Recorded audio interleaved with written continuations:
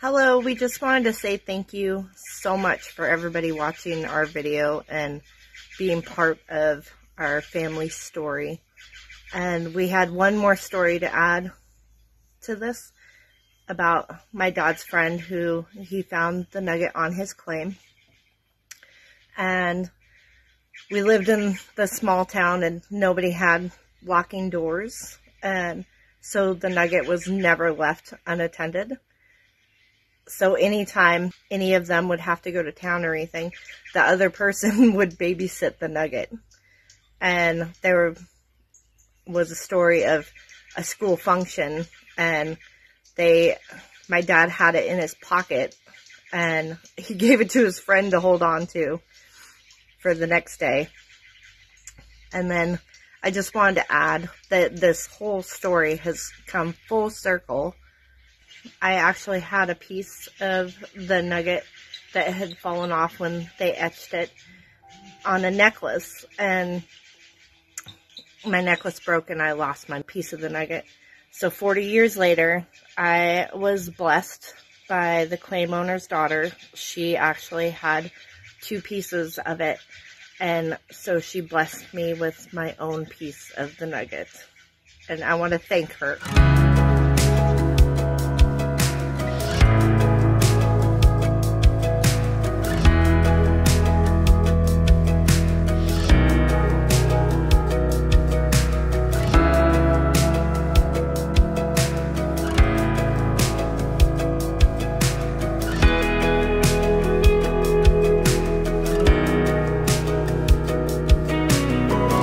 Would see the video and he would share it with everybody.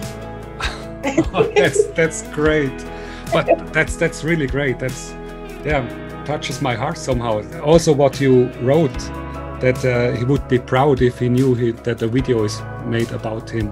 Yeah, he would be very, very proud. Wow, that's cool.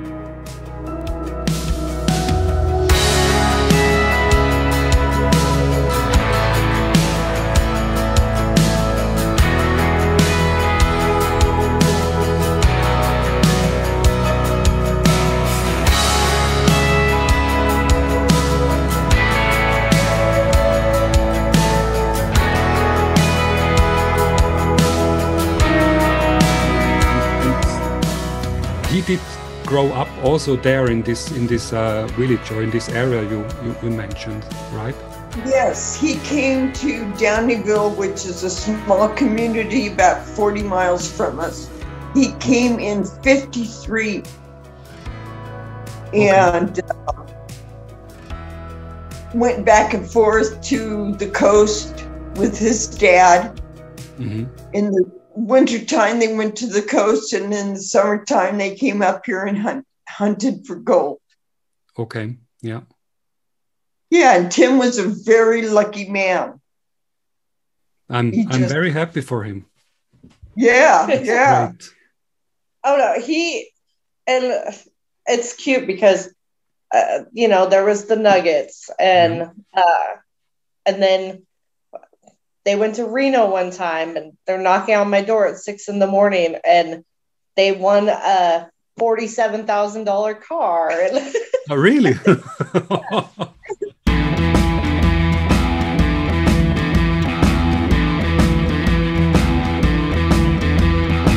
And so, this man had the most amazing luck ever, and. So I'm hoping, I'm like, all right, you're passing it on to me. Cool. I think if somebody is such a lucky person, then he deserves it. But because you said he loved to share, I'm sure there is a connection to that. If somebody is just greedy, and so I'm sure he will be have less luck. I believe that completely. And yeah, did it change him? Finding this nugget? No, not at all. I think his chest stuck out a little further. Well, yeah, because somehow the word got out, and a reporter from the Sacramento newspaper came up and took pictures of him, and he yeah, he liked that. Great. How were the reactions of the other people of the community? Oh gosh, one of the best one was that there was this older fella that lived across the road from us. His name was Johnny Bach. Mm-hmm. And he was a very old gold miner.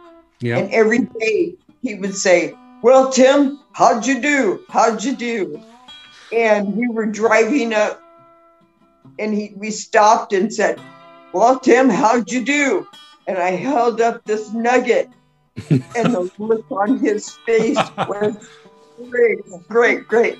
So the community was very excited about it. Very excited about it. We found it on one person's son's birthday. Yeah. Or Tim found the nugget on this guy's birthday, and that made them very excited. And so, yeah, and like I said, we lived in a very small community, so everybody knew. Cool. And they were all very, very glad for us because they knew that Tim was working really hard for it. Okay, yeah. I loved how you said, "We found it." I love that. So it showed how you think. It's really you, the family, right? Yes. Well, I gotta say, we threw quite a bit of rocks for him. I still will go in the creek and I'll be in there for hours, and it's funny. Everybody's like, "How can you be in there for so long?" And but I guess it was just because growing up like that, and that's my favorite thing to do: go to the river, move rocks, and yeah, it's me too. I think there are not many weekends in the year when I'm not at the creek or the river. Yeah, somehow in my blood. It's the son of my godfather was a professional gold prospector in New Zealand. So when I was a very small boy, I already came in contact with it. He showed me some glass vials with gold, and I was and so it's somehow in our blood. Yeah. Yes. Yeah. Well, that was pretty much the same story with Tim. As he came when I think he started dredging with his dad at the age of 6 or 8. Oh, really? Okay. Yeah. And sitting on his back, weighting him down because they couldn't afford weight belts, and it was just, yeah. And so he grew up gold prospecting also. It's a leverage to the meaning of such a find. If somebody who just starts gold prospecting finds something like that, it's wow. But if somebody who he did it his whole life, and even his father, and he knows really the meaning of something like that, then it's even more special. That was our main income, was gold. Oh, really? Okay. And he was out dredging in the snow and in the snow. Yeah, and I mean that's how everybody fed their families. And in Grass Valley, Nevada City, there was a place called the Gold Exchange, and I remember going there as a kid and like watching the old scales and trading in gold with him. But you have to understand, like, he was in there in a wetsuit in the snow, and I remember him getting burned really bad on his back from the heat, from the water heater. Yes. Okay. And it pinched, and he couldn't get the wetsuit off quick enough. And I was probably like 4 or 5, and I remember like the huge blisters on his back, and so it was something that he was driven to do, but suffered some injuries doing it. Had to pay his price or pay his dues for finding gold. Yeah. It's really a hard job. Yes. But growing up, it was the greatest adventure for me. Yeah, I believe. I have so many stories, and it's just such a pleasure to meet someone who hasn't heard them. Yeah. Okay. Yeah. You should tell them about going to the safety deposit box. Oh, that was fun. Yes. we put the rock in a safety deposit box. Yeah. And I was excited. I mean, we were broke hippies, you know?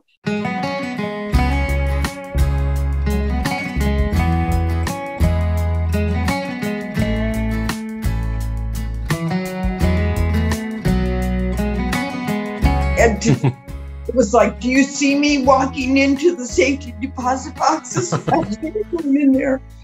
But while we were in there, the bank teller, she says, now I'm not supposed to, but I hear you have a gold rock in there. Can I see it? Right.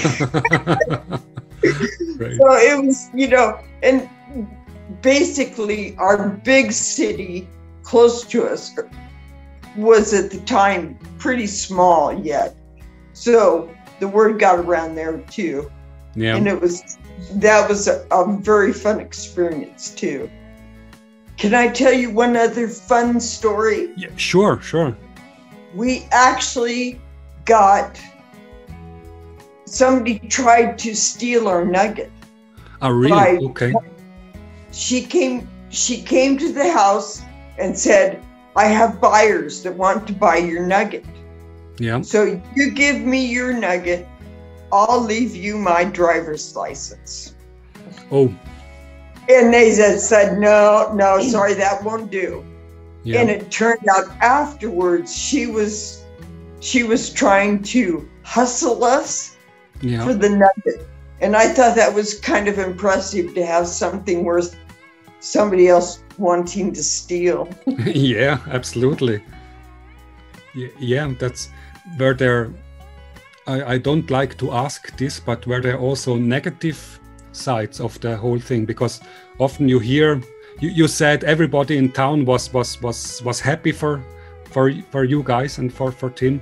Were there also some downsides, or was this the only one you just mentioned, that somebody tried to steal it? Or besides that, I just don't think there was any negativeness about it. Everybody was too excited. That's just great. I'm very happy that this is so positive. Yeah. Yes. And I think it brings a lot of hope to a small community. Yeah. Of prospectors, and because when people when people are only finding small pieces of gold and just making it, and then for somebody to find a big piece. Mm-hmm. Because in California is known for its gold. And so many people are like, there's no more gold left. There's no more gold left. So when somebody finds a big piece, then I feel like it kind of brought a lot of hope to other people, thinking, okay, there is actually big gold left. It's a proof that it's still possible to have the jackpot. Yeah. Great. Yeah. Yeah, I wonder how many nuggets of this kind are still out there on the planet. I think pretty sure a lot of them. Well, Tim always said there's plenty of gold. It's just where you find it. Gold is where you find it. Yeah, yeah. We know this. We say this also. I think that's around the world. Yes. A sign that somebody is an experienced gold prospector. If somebody says that. Yeah, absolutely. Yes. Well, again, thank you very, very much for this honor for me. I'm really very happy that this happened, especially to somebody who had a long history with gold prospecting and was able to really see the value of not only the value in a material kind of way. And what you said about bringing hope to the community is another. It's like another nugget. You know what I mean? And yes. That's really fascinating. So, thank you very much. And I hope, Ambrosha, that you will find your claim. I know. And please call me if you find a nugget by yourself. I'm sure you would call it the Tim Nugget then. Yes. That's cute. That's a good one. Yeah. I love it. Well, thank you very much. It has been an honor to tell you about it. Thank you.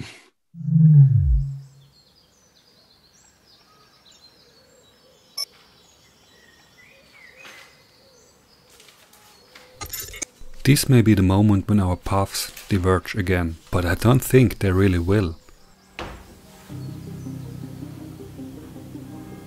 After the interview, Ambrosha and me texted almost daily about the video and our lives and families.